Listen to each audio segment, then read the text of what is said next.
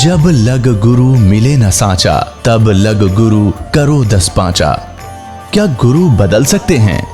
क्या गुरु बदलने से पाप लगता है? अध्यात्म के इस मैदान में आखिर सही गुरु कौन है? गीता जी में वर्णित तत्वदर्शी संत कौन है?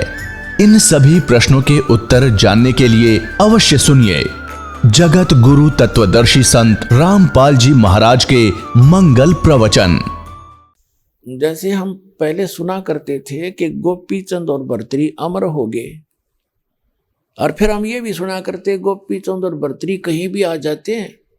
एक ने वहां देखे थे, आपस में लड़े थे, कोई समझ नहीं सका, थोड़ी देर में चले गए। फिर किसी संत ने बताया तो गोपी चंद और भर्तरी थे।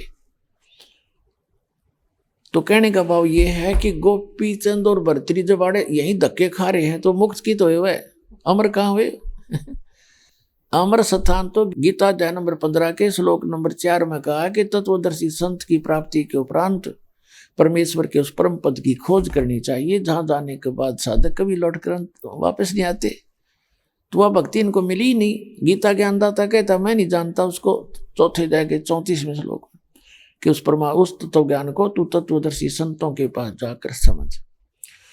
तो इसी प्रकार वो गोरखनाथ जी ये क्या करते हैं, बेसिक जैसे आपके पितर हैं वो मृत्यु को प्राप्त हो गए, लेकिन ममता आप में न्यू की न्यू है उनकी, और कुछ उनकी बसावे नहीं, बैठे बैठे वहां बस दुखी हो जाते हैं ना। वो कुछ बोल आपको उनकी आवाज आप सुन नहीं सकते, वो आपके आसपास भी घूम घाम कर बैठ जाते एक तरफ, वो कहना कुछ चावर तुम सुनते नहीं। तो इस तरह की स्थिति होती है। कुछ ऐसे भक्ति होती है उनकी, पिछले कुछ संस्कार रह जाते हैं तो वो प्रकट हो सकते हैं, उनका शरीर दिखाई दे सकता है, और बाकी तो डिस्चार्ज हो जाते हैं, सारी इनकी पुण्य वो नहीं दिखते फिर। तो गोरखनाथ जी नाथ परंपरा से संबंधित थे, और काशी के अंदर बनारस में स्वामी रामानंद जी जो थे, स्वामी रामानंद जी जो परमात्मा ने अपने गुरु बनाए थे एक परंपरा बनाए रखने के लिए, उनका बोलबाला बहुत हो गया था। यानी वैष्णव परंपरा से थे रामानंद जी, तो वैष्णव परंपरा का काफी फैलाव हो गया था, उन्नति हो गई थी। और नाथ परंपरा के केवल सिद्धि शादी करते रहते हैं, उनको ज्ञान घना होता नहीं। तो रामानंद जी के ज्ञान के सामने रामानंद जी ने 1400 ऋषि शिष्य बना रखे थे ब्राह्मण, और वो प्रचार किया करते थे। नाथ परंपरा सुकड़ गई थी, बिल्कुल थोड़े से रह गए थे किता किता, उनका कोई लोग आदर नहीं करते थे। तो इस दुख को देख के मेर कहते हैं मैं मेरी के कारण ये हंसा खावे लात खावैयम की लात, या मेर तेर ना छुटती। उसने देखा कि तुम्हारा नाथ पंथ बिल्कुल कमजोर कर दिया वैष्णव परंपरा वालों ने। तो गोरखनाथ जी आगे और उसने ऐलान कर दिया, अपने नाथों से कहा कि जाओ रामानंद जी से कहो कि एक सिद्ध महात्मा आए हैं, नूना बताया मैं गोरखनाथ आ रहा हूं, और उसके साथ गोष्ठी करो, जो आध्यात्मिक ज्ञान चर्चा करो गोष्ठी। जो हार जाएगा, हारने वाला जो पराजित होगा वो जीतने वाले का शिष्य बनेगा, इंक्लूडिंग हिज डिसिपल, यानी उसके शिष्यों समेत उसने उसका शिष्य बनना पड़ेगा। अब रामानंद जी के पास ये पहुंची संदेशा।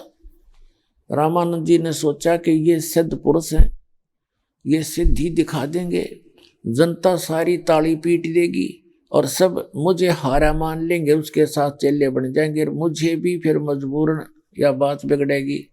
घना चिंतित हो गया, और यदि उसकी चुनौती स्वीकार नहीं करता है तो लोग जनता न्यों कहेगी बाहर गया फिर तो उसने यहाँ तक कह दिया था कि यदि हमारे साथ चर्चा नहीं करेंगे तो ये समझ लिया जाएगा कि रामानंद जी पराजित हो गए, और उसके सब शिष्यों को हमारा शिष्य बनना कंपलसरी होगा।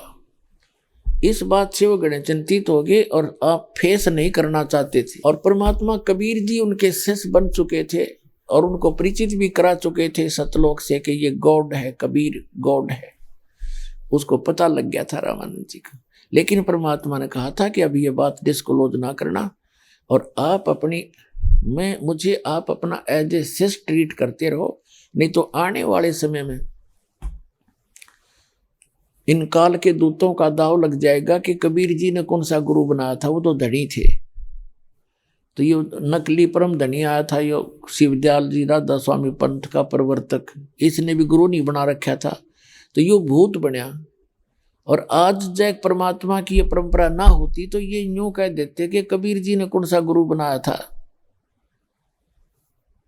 तो वो परंपरा बनाए रखने के लिए जब कबीर परमेश्वर जी को पता चला, 15-16 वर्ष की उम्र के बच्चे थे, 10-12 वर्ष की उम्र के 12-13 वर्ष की उम्र के बच्चे थे, यानी 5 वर्ष की आयु में तो परमात्मा से परिचित करा दिया था रामानंद जी को परमेश्वर ने। 5-7 वर्ष के बाद फिर की बात है। तो परमात्मा ने कहा रामानंद जी को चिंतित देख करके, गुरुदेव आप किस बात से चिंतित हैं? रामानंद जी ने सारी कहानी बता दी कि परमात्मा ऐसी बात बिगड़ेगी, वो सिद्ध व्यक्ति है, छोटी सी जादूगरी दिखा देगा, दुनिया उसे विजयी घोषित कर देगी और ये काम बिगाड़ेगा। या भक्ति हमने मुश्किल से सिरा चढ़ाई थी, या काशी में तो सारे ऊत भूत की बकवाद चल रही थी।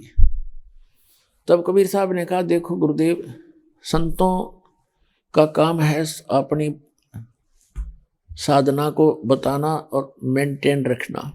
अब उसने चैलेंज करे दिया है तो फेस करना चाहिए। अपन हार जीत नहीं देखनी चाहिए। गुरु संता का काम हार जीत नहीं देखना होता, भगवान पर छोड़ देते हैं और चलते हैं गुरु जी, आपकी आज्ञा हो तो देख लो। तो रामानंद जी को परमात्मा ने कहते करे करा वह साइया, मन में लहर उठा।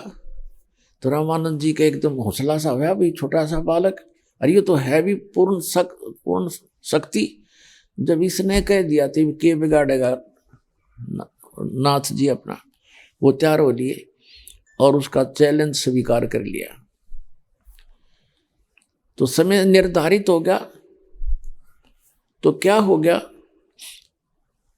गोरखनाथ जी एक त्रिशूल रखा करते 6-7 फुट लंबा, और नीचे भाले की तरह नोकीला होता है, ऊपर उसके 3 ऐसे होते हैं, 3 सूल से जैसे ये लगा रखे, यहाँ एक ग्रिल के ऊपर लगा रखे, ऐसे त्रिशूल इस टाइप का होता है। और वो साथ में रखते थे, हिंसक पशुओं से बचने के लिए भी उसका प्रयोग करते थे। अपनी वो कंठी माला भी उसमें टांग लिया करते थे, जमीन पर ना रखें, अपना थैला थुल्ला भी उस पर टांग लेते थे, वो कपड़े टांग लेते थे, ऐसे उसका प्रयोग करते थे। तो कबीर साहब उस दिन सारी वेशभूषा बनाकर गए जैसे वैष्णो साधु की होती है, पूरा तिलक लगाना और यू टाइप ना ऊपर से लेकर नाक तक पूरा एक तिलक, और फिर कंठी माला एक तुलसी के मणिये की। कबीर साहब ने उस दिन वो सारा सांग कराया था, और ये नकली कबीर पंथी तक उसकी लकीर पीट रहे। उस दिन इसलिए किया था उन्होंने कि उसको ये दिखाना था कि मैं भी वैष्णो परंपरा से संबंधित हूँ, और ऐसी वेशभूषा ना होता वो वैष्णो ना मानना हो। हाथ में जोड़ी, एक फावड़ी, यानी सारा कुछ लेकर गए। रामानंद जी को अलग से आसन दे दिया, नाथ जी को अलग से आसन दे रखा था। नाथ जी ने अपने साथ में त्रिशूल भी गाड़ रखा था। परमात्मा कबीर जी रामानंद जी के चरणों में बैठ गए। रामानंद जी को थोड़ा ऊंचा आसन दे रखा था, तख्त वगैरह, और कबीर साहब नीचे बैठ गए उनके चरणों में। अब रामानंद जी ने कहा था, तुम साहेब तुम संत हो, तुम सतगुरु तुम हंस, गरीबदास तेरे रूप बिना और निधु जांस। कि वास्तव में संत भी आप हो, परमात्मा भी आप हो, सतगुरु भी आप हो, और एक अच्छे हंस और दास भी, भगत भी आप ही हो। जो भक्त में क्वालिटी होनी चाहिए गुरु जी के प्रति, जो मर्यादा मालिक आप ही निभा सकते हो। तो नीचे बैठिए। अब गोरखनाथ जी ने कहा कि रामानंद बोल कर चर्चा मेरे से। तब कबीर परमात्मा खड़े हुए और कहा, नाथ जी, गुरु जी को से गोष्ठी करने से पहले उसके चेलात निमट ले, आजा मेरे साथ आ। तो अब उसमें गोरखनाथ जी कहने लगे, कबीर तेरी क्या उम्र है और तू गोष्ठी करेगा मेरे साथ? तेरी क्यों साथ बोल दे रही है?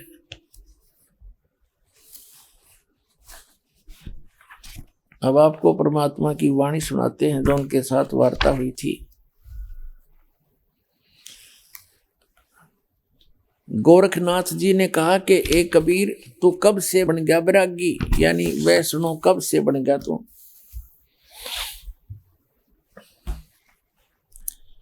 तब परमात्मा ने कहा कि पहले तो ये सुन ले, और कहने लगा, तेरी उम्र क्या है? तू गोष्ठी, कल का बच्चा है, छोटा सा बालक और गोष्ठी करेगा तू गोरखनाथ से? तो उसने पूछा कि तेरी उम्र क्या है बालक? तू चुप करके बैठ जा। और कहते हैं पहलवान के साथ उसी उम्र का और उसी वेट का गुले तो अच्छा लगता है, तू बैठ जा, यानी तो तुझे मैं के समझूं। उसका कहने का भाव ये था। और कहा, तेरी उम्र क्या है, कितनी उम्र है तेरी? तो परमात्मा ने कहा, सूक्ष्म वेद में लिखा है कि योगी गोरखनाथ प्रतापी, अरतासों तेज पृथ्वी कापी, काशी नगर में 100 पग पर ही, रामानंद से चर्चा कर ही, चर्चा में गोरख जय पावे, और कंठी तोड़ तिलक छुड़वावे। सत कबीर शिष जो भयहु, यह वृंतांत सो सुन ले हो। गोरखनाथ के डर के मारे, बैरागी नी भेख संवारे, तब कबीर आज्ञा अनुसारा, वैष्णो सकल स्वरूप संवारा। सो सुध गोरखनाथ को पही, काशी नगर शिगर चल आयो, रामानंद को खबर पठाई, चर्चा करो मेरे संग भाई। रामानंद की पहली पौड़ी, और सत कबीर बैठे तिस ठोरी। रामानंद जी आसन पर बैठे थे, उनके नीचे कबीर भगवान बैठ गए। अब रामानंद कबीर परमेश्वर से नाथ जी ने कहा कि कब के भय बैरागी कबीर जी, आप कब से बने भय बैरागी? अब परमात्मा कहते, सुन ले गोरखनाथ, नाथ जी, मैं जब से भया बैरागी, तब से भया बैरागी, मेरी आद अंत सुध लागी। आदि अंत। फिर क्या बताते हैं कि तेरा शिव शंकर नहीं था, मैं जब भी था, तेरा शिव शंकर नहीं था, क्योंकि शंकर के पुजारी हैं। क्या बताते हैं कि धू धूकार आद का मेला नहीं था, जब कोई गुरु ना चेला, और तब जब का तो हम योग उपासा, तब का फिरूं अकेला। धरती नहीं जद का मेरा टीका है, या तेरी पृथ्वी भी नहीं थी, मैं तब का ये तिलक लगाए बैठा हूं, यानी मैं सनातन परमात्मा हूं, आदि राम हूं, ये कहना चाह रहे भगवान। धरती नहीं जद की टोपी, दीना ब्रह्मा नहीं जद का टीका, और शिव शंकर से योगी ना थे जब का जोड़ी सिक्का। द्वापर की हम करी फावड़ी, त्रेता का हम दंडा, और सतयुग मेरी फिर दुहाई, और कलयुग फिरो नौखंडा। गुरु के वचन साध की संगत, अजर अमर घर पाया, कह कबीर सुनो हो गोरख, हम सबको तत्व लखाया। कबीर साहब कहते हैं, सुन ले गोरख, ये तत्व ज्ञान सबको मैंने ही बताया है। इस बात से गोरखनाथ जी अक्षुब्ध हो गए और कहने लगे, तेरी क्या उम्र है, तू ऐसी बात बना रहा है कि मैं शंकर जी से भी पहले का हूं। क्या बताते हैं कि जो बुझे सोई बावरा, क्या है उम्र हमारी। क्या बताते हैं, असंख्य युग पर ले गए हम तब के ब्रह्मचारी, और कोट निरंजन हो गए ये परलोक सिधारी। हम तो सदा महबूब हैं स्वयं ब्रह्मचारी, अरबों तो ब्रह्मा गए, और तेरे 49 करोड़ कन्हैया, और 7 करोड़ तेरे शंभू मर गए, मेरी एक नहीं पलैया। ओए होए।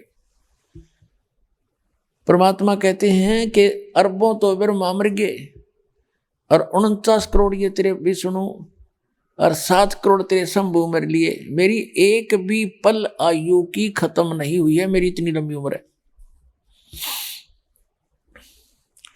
कोटन नारद हो गए मोहम्मद से चारी, और देवताओं की गिनती कहाँ, क्या सृष्टि बेचारी। नहीं बूढ़ा ना बालक ना कोई भाट भिखारी, परमात्मा कहते ना मैं बूढ़ा ना मैं बालक, ये तो ऊपर तो दिखा रखा है सारा खेल। ना कोई भाट भिखारी कह कबीर सुनो हो गोरख, यह है उम्र हमारी। अब गोरखनाथ जी ने सोचा भाई यू बालक बहुत बकवाद करे है, और लोग ताड़ी पीटे। जो वहां बैठे थे वो ताड़ी पीटे। अकबर कबीर साहब ने तो तोड़ पाड़ दिया। तो गोरखनाथ ने सोचा भाई यू तो एक दो बार ताड़ी पीट दी तू हार जाएगा। तो उसने बात करना बंद और वहां से उठा सीधी से, और त्रिशूल जो 6-7 फुट ऊंचा था, जमीन से उठकर त्रिशूल के ऊपर ऐसे आसन लगाकर बैठ गया। त्रिशूल के ऊपर ये देखिएगा चित्र, वो देखने का सामने, ये त्रिशूल पर बैठ गया ऐसे। परमात्मा ने कहा कि गोरखनाथ ये जादूगरी दिखाने की बात नहीं थी आपकी और हमारी, आपकी और हमारी जो आज चर्चा चलेगी वो आध्यात्मिक ज्ञान पे कही थी, आपने गोष्ठी की बात कही थी। ये जादूगरी दिखाने की आवश्यकता नहीं है, बैठ कर बात करनी चाहिए आके। तब नानक कहने लगा, गोरखनाथ कहने लगा तुम्हारे पास कोई भक्ति है ही नहीं, तुम तो बातें बातें बनाते हो। अगर है तुम्हारे पास कोई भक्ति तो बैठ मेरे बराबर में, मेरे बराबर में बैठने वाले से मैं गोष्ठी करूंगा। परमात्मा दानकते थे दुलाए, ये दुलाए सारी सृष्टि के बनाने वाले, और साथ में वह रोल कर रहे थे दुलाए का। पहले पुराने समय में आपने देखा होगा हमारी दादी माताएं चरखा काटा करती, और उसकी एक कुकड़ी हुआ करती, ताकू के ऊपर एक बहुत बड़ा धागा इकट्ठा हो जाता था, जैसे आजकल उसको रील बोलते हैं, रील धागे की। वह कुकड़ी थी इतनी मोटी जिसमें 200 से 150 फुट लंबा धागा होता है, वह जेब में डाल रखी थी। वो तो अंतर्यामी है, सर्वज्ञ है, उनको पता था उस बालक की बुद्धि कहाँ तक जाएगी गोरखनाथ की। तो क्या करा परमात्मा ने, एक वह कुकड़ी निकाली धागे की रील जेब में थे, और उसका एक सिरा पकड़ के और ऐसे कर दिया कि चढ़ जा शिखर में। तो वो अनबंडल होगी, वो उजड़गी सारी, सीधा धागा स्ट्रेट खड़ा हो गया परपेंडिकुलर। एक धागा जमीन पर रख दिया मालिक ने, एक सिरा एक सीधा खड़ा होगा धागा ऊपर 150 फुट ऊंचा। तब परमात्मा वहां से उठे और उस धागे की अंतिम छोर में 150 फुट ऊपर जाकर विराजमान हो गए।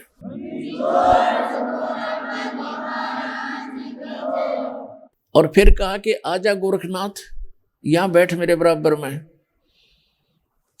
मेरे बराबर बैठ, यहां करेंगे गोष्ठी। अपने आत्मा ऐसी बात नहीं थी, गोरखनाथ भी ऊपर जा सकता था, लेकिन समर्थ के सामने हम तो बालक हैं, खिलौने के बसा उसके आगे। सिद्धि क्या चीज है, जैसे वैज्ञानिकों ने ये सिद्धि कर रखी है, घड़ी चल रही है, इसकी सुई चल रही है, लोहे की ये सुई है, इसके सामने चुंबक आ जा, ये वहीं जाम हो जाएगी, या सिद्धि खत्म है। तो सामने चुंबक आ गया, वो परमात्मा आगे थे, उसकी सारी सिद्धि फेल, और वो उसने चाया ऊपर न उड़ना, वो जमीन पर पड़ा जैसे ढूंढी डिग जाएगी, गुद दे ही पड़ा। उसके सारे होश ठिकाना आ गए कि भाई आज तक तो ऐसा झटका मैंने जिंदगी में कभी लगाया नहीं था। तो कहते गोरखनाथ सिद्धि में फूल्या, गोरखनाथ सिद्धि में भूल्या, टूने टामन हंड फूल्या, और जंतर मंत्र जोग निभाई, योग और काल चक्र जमजोरा खाई। और तो सिद्धि में अंडी पाक रहा था, भगवान बन बैठा था, और परमात्मा के सामने वो फ्यूज हो गया और जमीन पे ऐसे पड़ा, गद्दे ही पड़ा। जब उसका समझ में आई कि तो बात बिगड़ गई भाई, तब वो समझ गया। कहते हैं संकेत ही काफी होता है समझदार को, आगे बागे दे तड़वाने की जरूरत नहीं है। तभी कह दिया महाराज जी नीचे आओ, आपसे 2 बात करूंगा। परमात्मा 4 महीने होते इसकी बुद्धि ठिकाना आ जा, आगे एक बोल, तो वो सारा कुछ सेट हो गया। तो बात समझ में आ गई। फिर ने बोला हे भगवान आप कौन हो और कहाँ से आए हो, आप देखो एक जुलाहा से धानक, और आपका क्या, तब क्या बताते हैं परमात्मा के अवधूत गोरखनाथ, अवधू अवगत से ही चल आया, मेरा कोई भेद मुर्म ना पाया।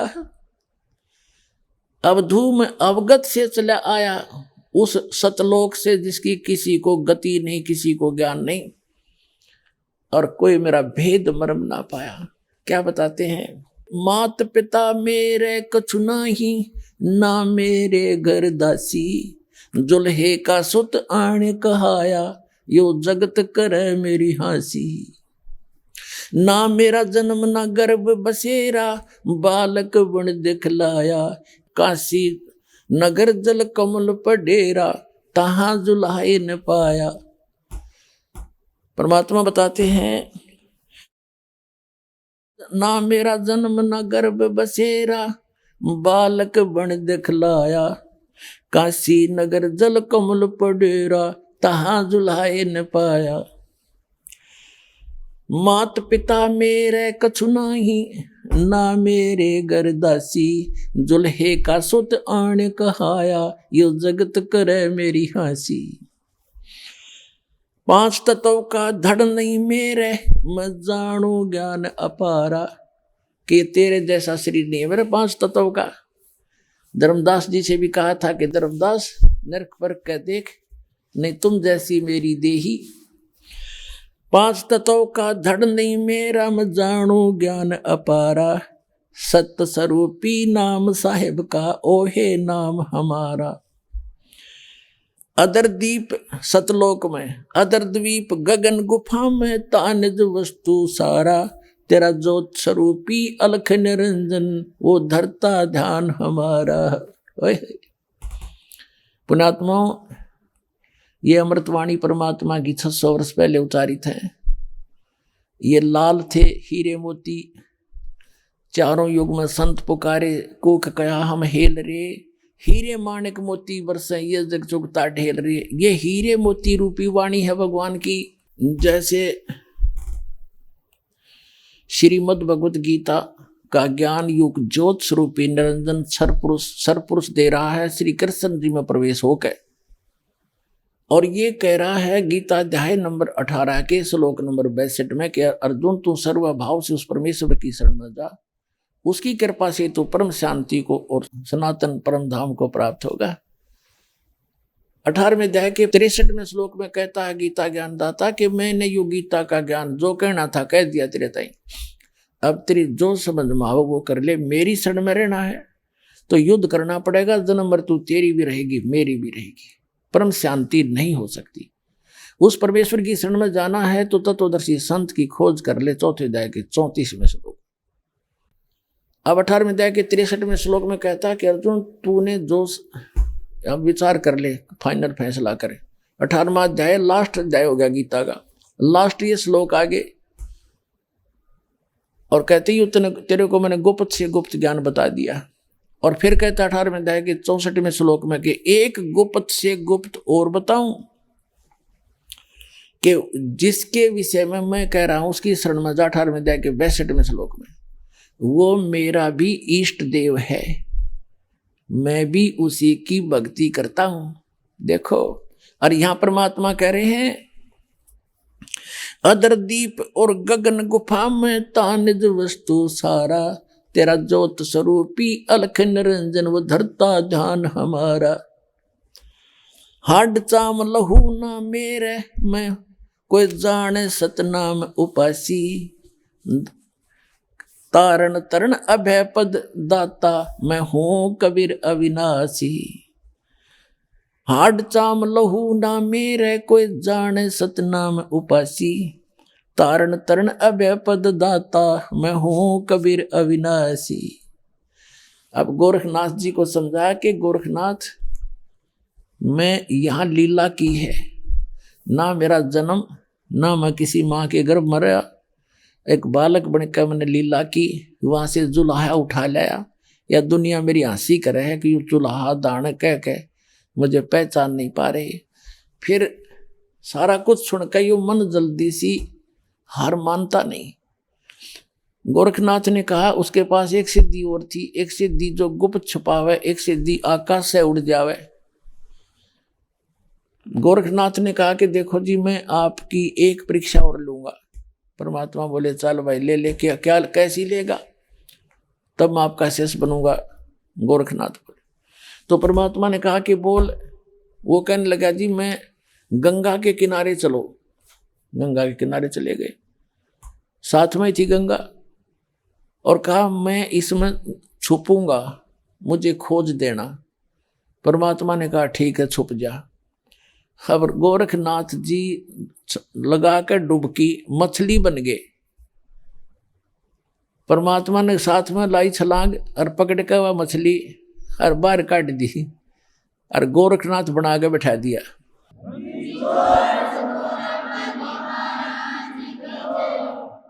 तब गोरखनाथ ने चरण पकड़ लिए और मान गए भगवान आप तो समर्थ है। परमात्मा बोले इन सिद्धियां तो समर्थ की पता नहीं चलेगी, अब मैं तुझे ज्ञान सुनाऊंगा। तो गोरखनाथ जी को ज्ञान सुनाया और गोरखनाथ जी को प्रथम मंत्र भी मालिक ने दिया था, लेकिन सार नाम नहीं बताया। तो उस नाम, उस ज्ञान के आधार से गोरखनाथ आंडी पा गया। और जहां भी यू ज्ञान तैसा बच्चों तुम सुनाने लग जाना, कहीं पर छोटा सा बालक भी चक्कर कटा देगा यहाँ के विद्वानों को, लेकिन समाधान बिना बात के बनेगी। नाम तो इस दास के बिना अगर कोई ज्ञान भी सुना देगा तो अच्छी बात है, और स्वयं गुरु बन गया तो सत्यानाश है। उसको चाहिए कि यहाँ लावर नाम दिलावे। गोरखनाथ को चाहिए था कि गुरु जी के पास लाते, उनसे उपदेश दिलाते, लेकिन उसने स्वयं गलती की, आप फिर गुरु बन बैठा। और ज्ञान बड़ी दुनिया में वाह वाह होगी, वह गोरख जैसा ज्ञान नहीं, बड़ा विद्वान पुरुष है। परमात्मा कहते बेखा के लश्कर फिर ये वाणी चोर कठोर, और सतगुरु धाम ना पहुंचेंगे ये 84 के ढोर। तो कबीर साहब कहते हैं सूक्ष्म वेद में कहा गोरख से ज्ञानी गणेश सुख दे जति जिहान, और सीता सी बहु भारिया ये संत दूर स्थान। गोरख जैसे ज्ञानी गणे धक्के खाते, पर इनसे लाभ होना ही नहीं, क्योंकि वो मोक्ष दे ही नहीं सकते, वो अधिकारी नहीं है।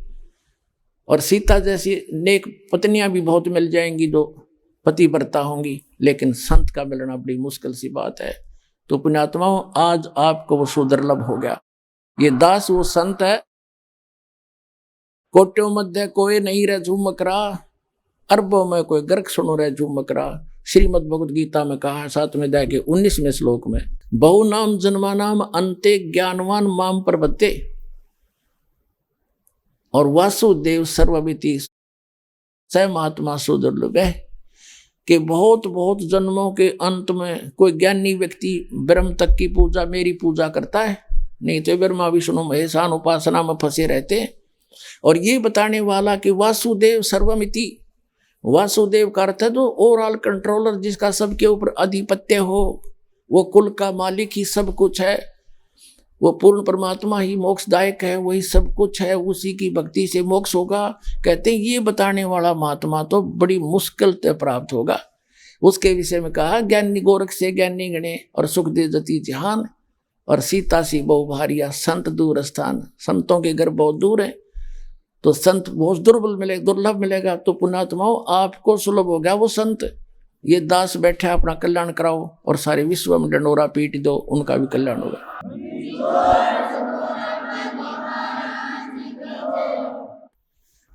परम पिता परमात्मा पूर्ण ब्रह्म सारी सृष्टि के रचनहार कुल मालिक कबीर परमेश्वर जी की असीम रजा से आप सभी पुण्यात्माएं सत्संग सुनने के लिए उपस्थित हुए। धन्य है आपके माता पिता जिनसे जन्म हुआ, आपको ऐसे समय में मनुष्य जीवन प्राप्त हुआ जिसकी कोई कीमत नहीं लगाई जा सकती। वैसे तो सभी सद्ग्रंथों ने, सभी महापुरुष संतों ने मनुष्य जीवन को बहुमूल्य ही बताया है, लेकिन ये जो समय अब है, कलयुग का जो बिचली पीढ़ी बताई है परमात्मा ने, ये समय परमेश्वर ने ऐसा निर्धारित किया हुआ है कि प्रत्येक कलयुग में इसी समय में ये मोक्ष मार्ग खोला जाता है। और इस समय में आपका जन्म अब पूरे विश्व के जितने भी प्राणी हैं जिनको मानव शरीर प्राप्त है, धन्य भाग है उनके कि उनको मानव शरीर प्राप्त है। दुर्भाग्य उन प्राणियों का जिनको ये सच्चा नाम, सच्ची भक्ति और सच्चा ज्ञान, तत्व ज्ञान प्राप्त नहीं है। उसके लिए परमात्मा ने अपने सभी बच्चों के लिए ये प्रयत्न इस दास से करवा रखा है। रजा उस परमेश्वर की ही है,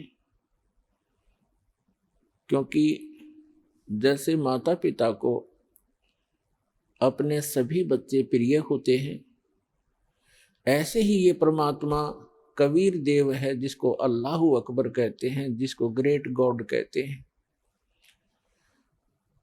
ये हम सभी का पिता है और यही हमारी माता है, क्योंकि इसके वचन से हम सभी आत्माओं की उत्पत्ति हुई है। इस परमात्मा में वो गुण हैं, त्वमेव माता च पिता त्वमेव, त्वमेव बंधु च सखा त्वमेव, त्वमेव विद्या च द्रविणम त्वमेव, त्वमेव सर्व मम देव देव। सब देवों के देव, सब परमात्माओं के परमात्मा, सब प्रभुओं के प्रभु ये कबीर साहब हैं, ये परम अक्षर ब्रह्म हैं। और हम सभी इसी के बच्चे हैं। चींटी से लेकर हाथी तक सभी प्राणियों में, और रंग से लेकर धनी तक, पर्दा से लेकर राजा तक, उस एक परम पिता के सभी बच्चे हैं। तो उस परमात्मा ने, उस माता ने, उस पिता ने हम सभी बच्चे एक जैसे ही प्रिय हैं। अपने कर्मों के कारण हम भले ही कोई कुत्ता, कोई गधा, कोई सूअर बना है, उनका भी दुख उस परमात्मा को है, क्योंकि परमात्मा चाहते हैं कि प्रत्येक प्राणी इस ज्ञान को स्वीकार करे, परमात्मा के दिए हुए इस विधान को समझे और ये सभी यहाँ से निकल जाएं। ये पृथ्वी एक कैद है, 21 ब्रह्मांड है वैसे तो इस काल के, जिनको हम जन्नत कहते हैं, स्वर्ग कहते हैं, जिसको हम हेवन कहते हैं। इस काल के 21 ब्रह्मांड का जो हेवन है, जन्नत है, स्वर्ग है, ये भी एक जेल है। 3 लोक और भवन चतुर्दश सब ही जम की जेल रे, इस काल की जेल में है। तो इस जेल से निकलने का सुअवसर अब प्राप्त है। और जो दास ये मार्ग भक्ति का आपको बता रहा है, ये गॉड गिवन है, कंप्लीट गॉड गिवन और कंप्लीट स्पिरिचुअल नॉलेज है। ये पूर्ण परमात्मा का दिया हुआ है, बताया हुआ है, और संपूर्ण अध्यात्म ज्ञान है। और ज्ञान सब ज्ञान री, कबीर ज्ञान सो ज्ञान, और जैसे गोला तोब का अब करता चले मैदान। तो पुण्यात्मा, मानव शरीर बहुत ही अच्छी आत्माओं को, पुण्यकर्मी प्राणियों को प्राप्त होता है। हम अध्यात्म ज्ञान के अभाव से इस अनमोल मनुष्य जीवन को पशु पक्षियों जैसी क्रिया करके ही समाप्त कर जाते थे। और जो पुण्यात्माएं साधना करने की चेष्टा भी करते थे पूर्व जन्म की प्रेरणा से, उनको यथार्थ ज्ञान न होने से उन्होंने हजारों वर्षों तक साधनाएं की, तप किए, जप किए। उन्होंने वो साधनाएं शास्त्र विधि त्याग कर किसी लोक वेद के आधार से की, किसी की सुनी सुनाई की,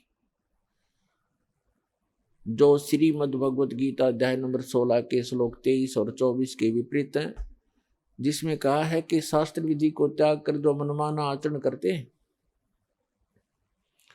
उनको न तो कोई सुख होता है और न ही उनकी गति होती है और न ही उनको कोई सिद्धि प्राप्त होती है, अर्थात व्यर्थ, यूजलेस। तो अभी तक हम यूजलेस साधना करते रहे। अब यूजफुल साधना हमारी अब प्रारंभ हो रही है। धन्य हो आप पूरे विश्व के प्राणी जो मानव शरीर प्राप्त हैं, और उनसे भी धन्य है जिनको ये मार्ग स्वीकार हो गया, ये भक्ति विधि मिल गई। तो उन पुण्यात्माओं से में से आप हैं जिनको इस दास से दीक्षा प्राप्त है। आज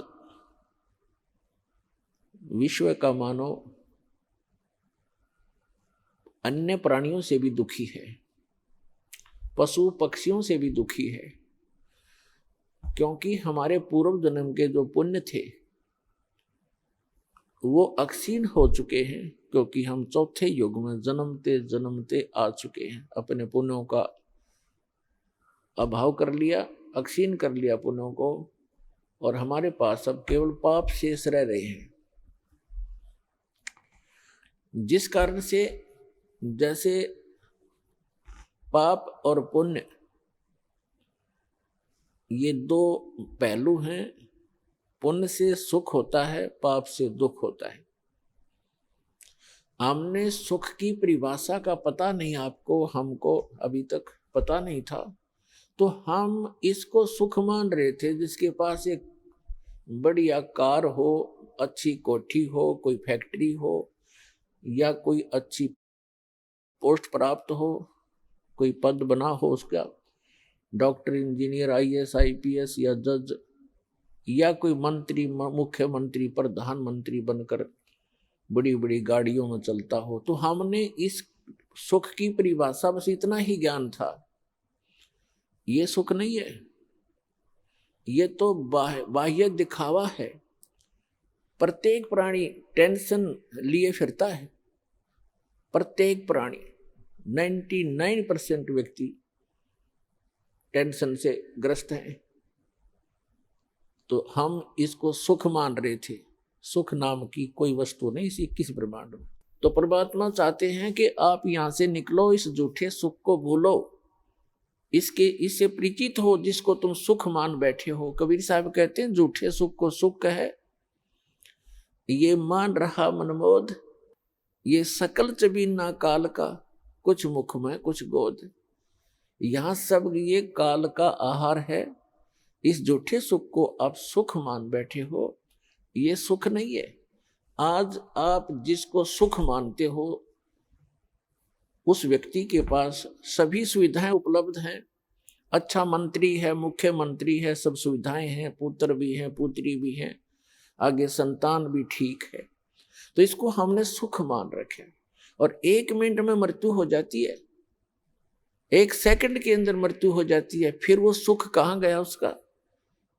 फिर कहीं गधा बनकर, कुत्ता बनकर गली में खड़ा होगा, खा के ये सुख। तो परमात्मा याद दिलाते हैं कि तन धर सुखिया कोई ना देखा, जो देखा सो दुखिया हो। उदय अस्त की बात करत है मन सबका, किया विवेका।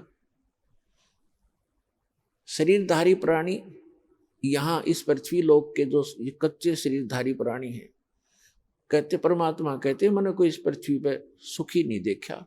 और जो उदय अस्त की बात करते हैं, उदय अस्त का अर्थ है चक्रवर्ती राजा, जिसका शासन पूरी पृथ्वी पर हो।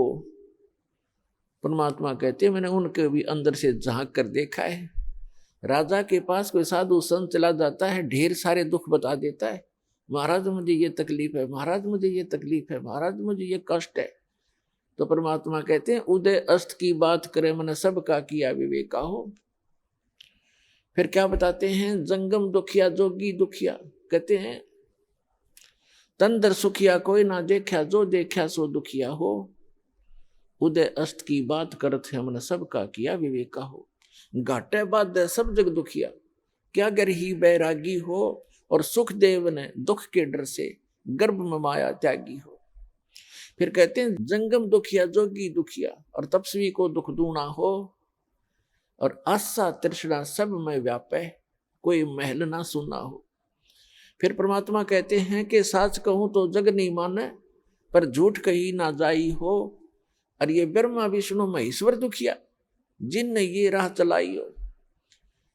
फिर परमात्मा अंत करते हैं इस कहानी का, कहते हैं सुरपति दुखिया, सुरपति इंद्र स्वर्ग का राजा, देवताओं का स्वामी, सुरपति दुखिया, भूपति दुखिया, भूपति माने पूरी पृथ्वी का शासक राजा, सुरपति दुखिया, भूपति दुखिया, और रंक दुखी बपरीती हो, कहे कबीर और सब दुखिया, एक संत सुखी मन जीती हो।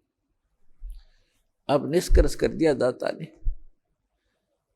कि आप जी ब्रह्मा, श्री विष्णु, श्री शिव जी को सुप्रीम पावर मानकर इनकी आराधना कर रहे हो, और इनसे हटकर कोई कहना सुनाना चाहता है तो आप जी बिल्कुल सुनना नहीं चाहते। तो परमात्मा कहते हैं कि साच कहूं तो जग का जचे नहीं, इस संसार मानना नहीं कि ब्रह्मा विष्णु महेश भी दुखिया, पर झूठ कही ना जाई हो, और ये ब्रह्मा विष्णु तुम्हारे शिव जी दुखिया जिन ये राह चलाई हो। अब विचार करके देखो, विष्णु जी को श्राप दे दिया किसने? नारद जी ने। क्यों? क्योंकि उसने हरि का रूप मांगा था विवाह करवाने के लिए, और कहते हैं विष्णु जी ने उसका बंदर का मुख लगा दिया, जिस कारण से नारद जी ने भगवान विष्णु को श्राप दे दिया। उस श्रापवश भगवान श्री विष्णु श्री रामचंद्र रूप में राजा दशरथ के घर जन्म लिया। श्री रामचंद्र जी का जीवन देख लो, वो कितना सुखी रहे होंगे। श्री विष्णु जी विवाह हुआ छोटी आयु में, विवाह होते ही वनवास हुआ, वनवास में से उसकी धर्मपत्नी का अपहरण हुआ, वो रावण राक्षस के जेल में पड़ी है, हाहाकार मचा हुआ। फिर उसको छुटवाने के लिए सीता जी को रावण की कैद से छुटवाने के लिए कितना भयंकर युद्ध हुआ, करोड़ों व्यक्ति मारे गए, दिन रात हाहाकार मचा रहा। और उसके बाद फिर सीता जी को वापस लाए, अग्नि परीक्षा लेकर। अग्नि परीक्षा माने कि सीता जी को अग्नि में बैठा दिया था चिता के ऊपर कि यदि तूने रावण से संपर्क किया है तो जल जाएगी, और नहीं किया है तो तू निष्कलंक है, तो अग्नि से जलेगी नहीं। वो अग्नि से नहीं जली। लाखों लोगों के सामने परीक्षण हुआ। श्री रामचंद्र जी सीता जी को लेकर घर आ गया। कुछ दिनों के बाद सीता गर्भवती थी। उधर से किसी धोबी ने व्यंग कस दिया, अपनी पत्नी को कूट रहा था, पीट रहा था, और कह रहा था कि तू 2 दिन घर से बाहर कहाँ रही? मैं इस दशरथ पुत्र रामचंद्र जैसा नहीं हूं कि उसकी पत्नी रावण के पास रही 12-10 वर्ष तक और उसको आज घर रखे हुए है। मैं उस जैसा नहीं हूं। इस बात को श्री रामचंद्र जी ने अपने कानों सुन लिया, क्योंकि वो रात्रि के समय वेश बदलकर घूमा करते थे। उस समय के राजा ऐसी व्यवस्था रखते थे। इस बात को सुनकर के दुनिया में मैं क्या मुंह दिखाऊंगा, मेरे ऊपर उंगली कसी जाती है, टॉन्ट कसे जाते हैं। अगले दिन अपनी धर्मपत्नी सीता जी को घर से निकाल दिया, गर्भवती को। पुण्यात्माओं, यदि हमने लोक वेद लोगों के ही दंत कथाओं से ही अपना शासन व्यवस्थित करना है, तो कैसे हम राजा, कैसे हम भक्त, कैसे हम भगवान? लाखों लोगों के सामने परीक्षण किया सीता जी का, और वो निष्कलंक। और एक धोबी ने कह दिया कि मैं उसके कहने मात्र से अपनी पत्नी का परित्याग कर दिया, तो धिक्कार है ऐसे डिसीजन को। आप आम आदमी भी ना करे ऐसी गलती, आम आदमी भी नहीं कर सकता। जिसकी पत्नी के गर्भ हो और उसको घर से निकाल दे, कहाँ जाएगी फिर वो?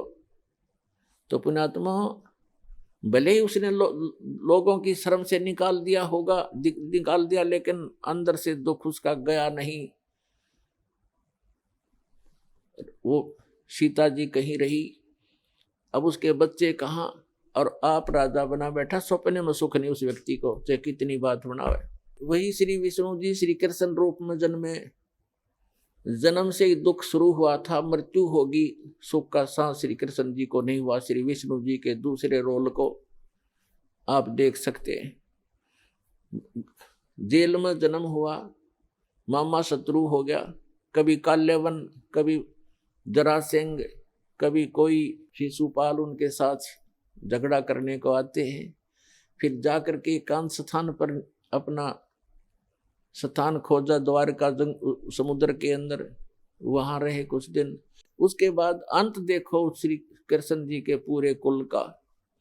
दुर्वासा जी ने श्राप दे दिया कि तुम्हारा कुल नाश होगा। श्री कृष्ण जी अर्थात विष्णु जी के सामने उनके 56 करोड़ यादव हो गए थे। 56 के 56 करोड़ आपस में लड़के कटके मर गए श्री कृष्ण जी के अर्थात विष्णु जी के पोता और पोते भी। तो यहाँ परमात्मा कहते हैं साच कहूं तो जग नहीं माने और झूठ कही ना जाई हो, ये ब्रह्मा विष्णु महेश्वर दुखिया जिन ये राह चलाई हो। फिर कहते हैं कि सुरपति दुखिया भूपति दुखिया और रंक दुखी बपरीती हो। सुरपति देवताओं का राजा इंद्र दुखी। इंद्र की कहानी आप पढ़ कर देखो पुराणों के अंदर। एक बार राक्षसों का और देवताओं का युद्ध हो गया, राक्षस विजयी हो गए, इंद्र भाग गया, गद्दी छोड़कर जंगलों में छुप गया, कोई वर्षों तक भूखा प्यासा पड़ा रहा, खा के वह सुख। और इंद्र की मृत्यु के उपरांत उस राज को भोग करिए, राजा चाहे स्वर्ग का हो चाहे पृथ्वी का हो, अगला जन्म उसका गधे से शुरू होता है। तो बाढ़ में जाओ ऐसा राज जो अगले जन्म में गधा बने। तो हम बिना ज्ञान के इस झूठे सुख को सुख मानकर अपना जीवन नाश कर रहे हैं। अब इसको सफल करो पुण्यात्माओं। हमें विकल्प प्राप्त हुआ, अभी तक इसका विकल्प नहीं था। कोशिश करके भी हम काल के जाल से नहीं निकल पा रहे थे। अब क्या बताते हैं परमात्मा के सुरपति दुखिया भूपति दुखिया रंक दुखी बपरीती हो। कि रंक यानी निर्धन व्यक्ति तो स्वाभाविक दुखी होता है, उस पर तो सभी दुख विद्यमान होते हैं। अब क्या बताते हैं कि कहे कबीर और सब दुखिया एक संत सुखी मन जीती हो। एक संत सुखी हो सकता है इस पृथ्वी पर जिसने अपने मन को जीत लिया। मन को पुण्यात्मा जीतना कोई हंसी खेल नहीं है। और गीता में लिखा है कि अर्जुन ने पूछा कि हे भगवान, आप कहते हो कि मन और इंद्रियों को रोक के एकांत स्थान पर ध्यान लगावे। तो अर्जुन कहता है भगवान, इस मन को रोकना बड़ा कठिन है। इस बात को गीता ज्ञानदाता भी कहता है कि मन को रोकना तो वायु तूफान को रोकने के तुल्य है। फिर भी कहा कि कोशिश करे, उसका अभ्यास करने से उसका कुछ राहत मिल सकती है। ये तो है एक वेद ज्ञान जो इनकम्प्लीट है, क्योंकि बहुत से ऐसे ऋषि हैं, जैसे एक श्रृंगी नाम के ऋषि थे। उन्होंने इसी आधार से वन में जाकर घोर तपस्या की, हठ योग किया, इसी मन को रोकने के उद्देश्य से। पुण्यात्मा, तत्व ज्ञान न होने से हम मनमुखी साधनाएं और अज्ञान के आधार से ये जीवन नाश करते रहे। जनसाधारण ये सोचा करता था कि बड़े महर्षि हैं, ऋषि हैं और बड़ा कठिन तप कर रहे हैं। उसके विषय में सूक्ष्म वेद में परमेश्वर ने आकर स्वयं बताया है कि डंब करें डूंगर चढ़े, अंतर जिन्नी झूल और जग जाने ये भक्ति करें, ये बोवें सूल बबूल। आइए अब हम उन श्रद्धालुओं के अनुभव जानते हैं जो जगत गुरु तत्वदर्शी संत रामपाल जी महाराज जी से दीक्षा प्राप्त कर चुके हैं तथा उनके द्वारा बताए गए भक्ति मार्ग पर चल रहे हैं। नमस्कार जी। नमस्कार जी। क्या नाम है जी आपका? मेरा नाम सुनैना कुमारी। बहन जी कहाँ से हैं आप? मैं जी गया जिला से हूँ, ग्राम गंगटी, पोस्ट रौना, थाना बेलागंज, जिला गया, बिहार से मैं हूँ जी। संत रामपाल जी महाराज से नाम दीक्षा आपने कब ली? मैंने संत रामपाल जी महाराज से नाम दीक्षा मैं जी ली 20 सितंबर 2020 को। संत रामपाल जी महाराज से नाम दीक्षा लेने से पहले आप क्या भक्ति साधनाएं करती थीं? मैं जी संत रामपाल जी महाराज से नाम दीक्षा लेने के पहले मैं जी सारे देवी देवताओं का भक्ति किया करती थी जी। तो फिर आप संत रामपाल जी महाराज की शरण में कैसे आईं? मैं जी संत रामपाल जी महाराज के शरण में आई जी। मेरे को इतनी प्रॉब्लम होने लगी जी, मेरे को शारीरिक कष्ट, आर्थिक कष्ट और जी भूत प्रेत बाधा होने लगी जी। मैं डेली टीवी देखती थी जी, मैं डेली संत रामपाल जी महाराज जी का मैं सत्संग देखती जी, पर समझ में नहीं आता था जी मैं क्या देख रही हूँ और क्या सुन रही हूँ। पर एक दिन जी मैं डॉक्टर के पास से आई तो उस टाइम में हमें चैनल पे जो सत्संग लगाई 8:30 तक जो आता है तो मैं लगाई, देखी, लास्ट में जो इंटरव्यू देखी तो मेरे दिल में ऐसा आया कि मैं यहाँ पे जाऊँ और नाम दान लूँ जी, मेरे यहीं से कल्याण होगा जी। मैं अपने हस्बैंड को बोली कि जी ये नंबर आप उतार लीजिए जी, ये नंबर पे मैं कॉल करूँगी और यहाँ से नाम दीक्षा लूँगी। मेरे हस्बैंड बोले अरे तुमको नहीं पता है, ये लोग पैसा लेके ही ऐसा बुलवाते हैं। हाँ बोले जो भी हो जी, परमात्मा की दया से मैं तो यहाँ जाऊँगी ही जाऊँगी। मैं जी क्या बताऊँ आपको जी, सर जी मेरे को पैर से चला नहीं जाता था जी, मैं घुटना टेक टेक के चलती थी, लैट्रिन बाथरूम सारा कुछ जी, मेरे हड्डी टेढ़ हो गई थी जी मेरे बीमारी से, अर्थराइटिस प्रॉब्लम से। तो मैं किसी तरह पलंग से गुस्सा में जी उतरी और मोबाइल ली, उससे मैं लिख नहीं पाई तो मोबाइल से जी फ़ोटो मैं तो जैसे तैसे खींची जी, जो स्क्रीन पे मालिक का जो नंबर आ रहा था संत रामपाल जी महाराज का, मैंने संत रामपाल जी महाराज का नाम दीक्षा जी ली।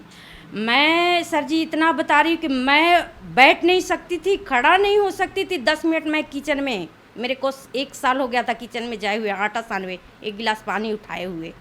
जो मैं बता रही हूँ सर जी कि ये आने के यहाँ बाद भगत जी जो फॉर्म भरते हैं, समझाते हैं, तो बोले बैठ जाइए बहन जी। हम बोले सर जी हमें तो बैठना ही प्रॉब्लम है, हम बैठ नहीं सकते। तो इतना कह के मैं बैठने लगी तो एकदम आराम से जी बैठ गई। मेरे हड्डी प्रॉब्लम, कोई शरीर में कोई प्रॉब्लम नहीं हुआ जी, सारा रूल प्रोसेस में समझी जी। जो मैं गुरु जी का, संत रामपाल जी का जी मैं नाम दीक्षा ली। संत रामपाल जी महाराज से नाम दीक्षा लेने के बाद आपको क्या लाभ मिले? जी बहुत सारे लाभ मिले जी। मेरे शारीरिक कष्ट जो थे, मेरे को पहले से सोराइसिस थी जी, अर्थराइटिस थी, मेरे को कान बहता था जी, मेरे को ग्लैंड टीबी था जी, मेरे को माइग्रेन था जी, मेरे जितने बॉडी का अंग है जी उतने बीमारी मेरे को थी। डॉक्टर बोले कि अगर आपको ठीक होना है या स्वस्थ रहना है तो पूरे लाइफ दवा तो खानी पड़ेगी जी, हम कोई गारंटी नहीं लेंगे कि दवाई खाओगे तो आप ठीक हो पाओगे। तो हमने डॉक्टर से भी कुछ क्वेश्चन किए जी कि जब हमने पैसा दे रहे हैं, दवा ले रहे हैं, तो आपसे ही हम पूछ सकते हैं ना कि सर जी हम ठीक हो सकते हैं या नहीं हो सकते हैं। तो डॉक्टर बोले कि इसका गारंटी मैं नहीं दूंगा जी, मैं दवा तो आपको खानी है, तो आप समझना ठीक हम हो रहे हैं या नहीं हो रहे हैं। मैं तो इस बात से चिढ़ जाती थी जी कि दिखा भी रही हूँ, पैसा भी दे रही हूँ, फिर भी डॉक्टर गारंटी नहीं ले रहे हैं कि आप ठीक होगे कि नहीं होगे जी। मैं जब डॉक्टर के यहाँ से आई तो गया में नामदान केंद्र जो है, संत रामपाल जी महाराज का नामदान केंद्र जो है, वहाँ आई जी। संत रामपाल जी महाराज से जी सारा, मैं जब भी दंडवतम करती थी, मैं गुरु जी को मन में कहती थी कि मालिक संत रामपाल जी महाराज मेरे को इतनी शरीर में दिक्कत है कि जितनी मेरी शरीर में अंग है उतना ही प्रॉब्लम मालिक।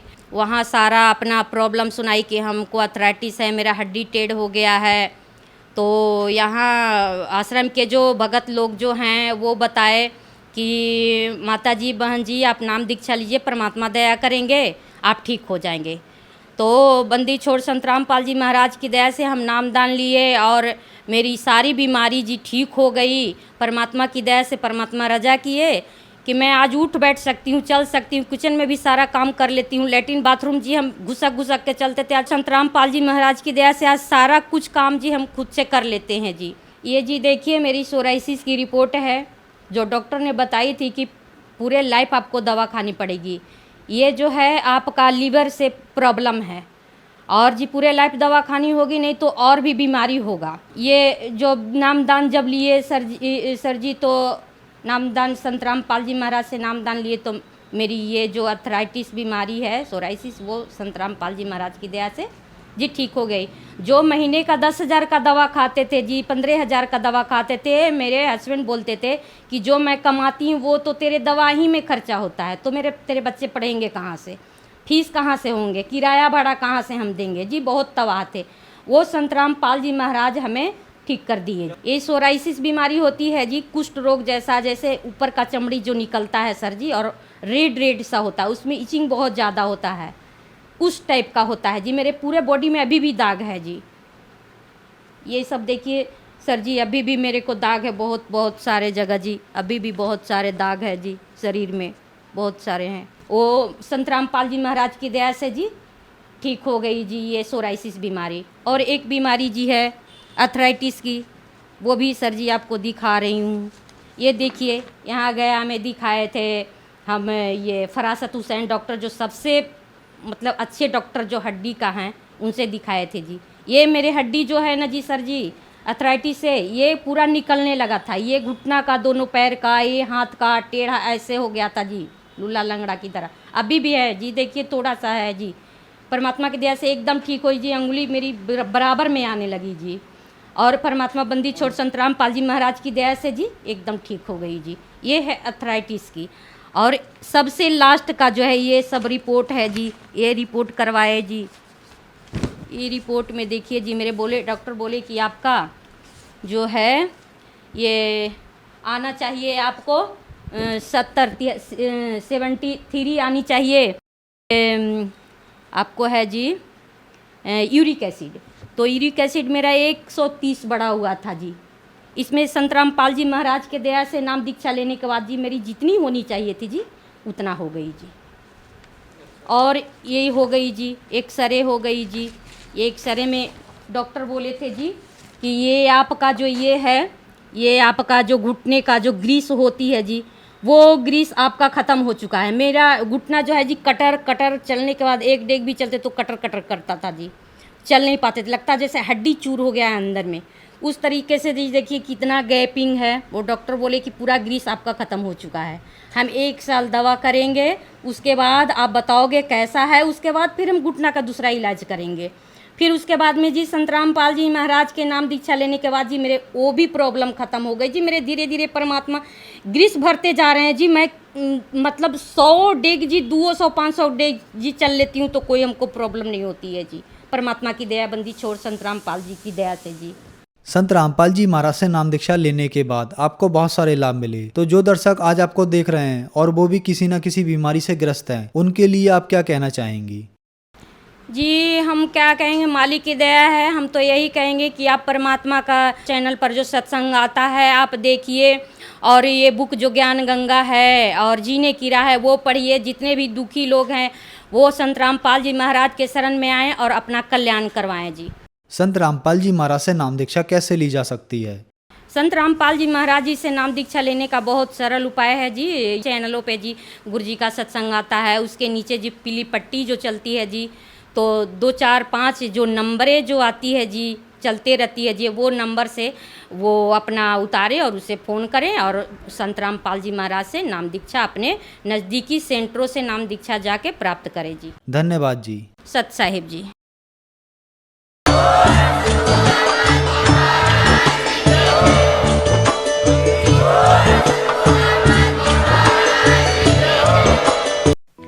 आप सुन रहे थे जगत गुरु तत्वदर्शी संत रामपाल जी महाराज के मंगल प्रवचन।